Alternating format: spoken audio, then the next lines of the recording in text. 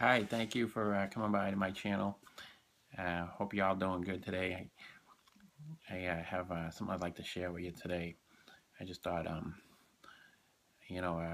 I was trying to figure out what would be a good thing to share. I got a lot to share, but I try not to waste your time, and I just basically try to focus on one key point. And it might take me a few minutes to spell it out, but uh, today I want to talk to you about Emily Dickinson, who I believe was the greatest writer who ever lived. Uh, Not only that, I believe she was the greatest Christian writer who ever lived outside of the Bible, of course. And I'm just amazed how we don't even really hear about this. The fact that she really was a Christian, and she wrote about having a relationship with God all the time. And I'd like to read to you one poem that is very brief, but to me it says it all. Only a Christian could write a poem like this. And to me, it's when I read it, it really, you know, just blew me away. I couldn't believe she wrote it. I felt cheated. You know, obviously in high school, whatever, we hear about Emily. I even heard about her, like 4th, 5th grade. But of course, in education, it's not what they teach you; it's what they don't teach you. And I guess that's why the responsibility is to each individual to, seek the truth and to learn, and not just take what the system has out there for you. In another video, I'll mention something about John Gotti, the New York State Teacher of the Year, who wrote. He has a YouTube channel himself, I believe. He wrote much about dumbing us down, how the school system really dumbs us down. And so, when you're first introduced to Emily Dickinson, you're not, you're told what she is before you get a chance to, and you're actually you're allowed to read probably just certain ones of her poems. But she wrote 1,700 poems, and I think my English teacher did want to say that and I think this was the common way to approach it, was to read her letters. But I don't remember anybody directing me to it. But as you grow up as an adult, or in college, whatever, you do have other opportunities to read whatever you want, and but you might not get credit for it, so why bother, right? But when I discovered Emily, probably I was talking about this the other day. I think it was 2001 or 2002. I discovered Emily Dickinson, and I was just amazed by her. I mean, I could talk a lot about Emily. I could start quoting what the critics talked about, or what other poets talked about. For example, Hart Crane was in love with Emily Dickinson. He was one of the deepest writers of all time. And I mean, it's like reading Shakespeare, reading him. I mean, he was in love with Emily Dickinson. Yet, he was born 10 years after she died. So how can a man of letters like this be so in love with Emily Dickinson? Well, she speaks like no other woman, no other writer, no other person. She rises above sexuality. That's a key. I would like to, if I ever get a chance to write about her. She rises above it all, and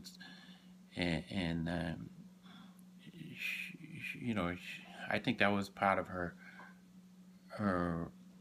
experience with nature, and more primarily with God, which led to appreciation of nature. She was an expert botanist. She was just, one of her critics says she wrote with the Bible on her fingertips. That's how she wrote. She had, the Bible was, maybe it wasn't her companion. The dictionary was her companion, but the Bible was something she was very familiar with. It's laced. It's wonderful to see as a Christian just to see it, but I feel cheated, like I said, and I'm upset about it. I really am. I feel like, you know, America's been cheated, you know, with regard to learning. Emily, let me just get into this one quick poem, and I think you'll like it. It's about 10 verses, and it's Emily. I'll set it up for you. She's going right to the source. She's talking to God, and she's writing about it in only the way Emily can. And I think it's more an intimate poem than any other poem that she writes to any other person. She, you know, in her prose, she writes a lot to individuals, but in her poetry, she's writing to Jesus right here, and it starts out. It's actually number 964, and it's 2, 4, 6, 8, 12 verses. So I'm going to attempt to read it now.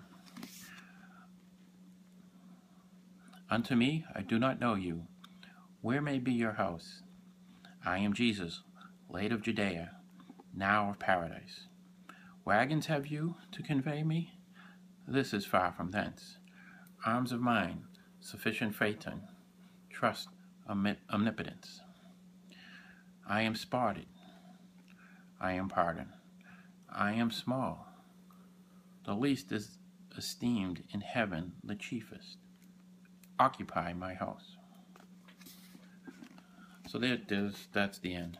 And there's a dialogue with Emily and Jesus, and she's curious about what the scripture says. The scripture says, "Come unto me," you know, Matthew chapter 11, and she's poking around, and she's, you know, kind of curious, and she has a kind of what do you call it, a some sort of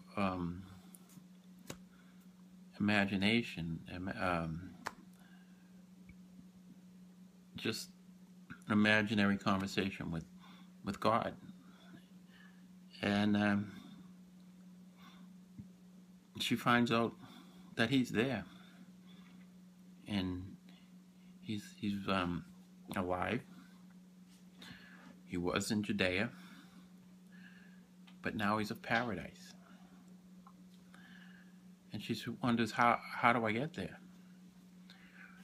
And he says, arms of mine. They're sufficient. Just trust Omnipotence. So trust that he is God. Only a Christian can say something like that. And then it's amazing.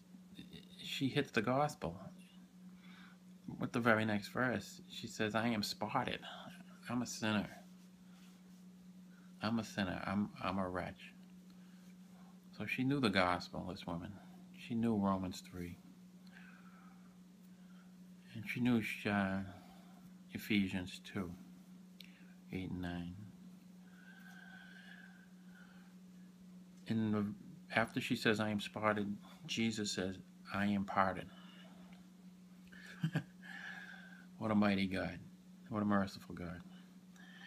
And then she says, I'm small. I'm a nobody. That's one of her famous lines, but she just says, I am small here. And then Jesus says, the least is esteemed in heaven, the chiefest. Occupy my house. So that's my little poem today of Emily Dickinson. I hope you like it. You can look it up under the first verse, unto me, I do not know you. That's poem number 964. And there are a multitude of other poems. She really speaks in an economy of words. That's how I like to say it. She doesn't waste your time. You could sit and read Emily and spend 10 seconds reading a line of her and get blown away. Or you can spend an afternoon, which is how I started. So I think my next video will be with what John Gotti's work has done in education, and how you know, he's wrote about how the system has dumbed us down. And I think that'll be a good one. I hope you like it. Thanks for listening to this video. My name's Brian.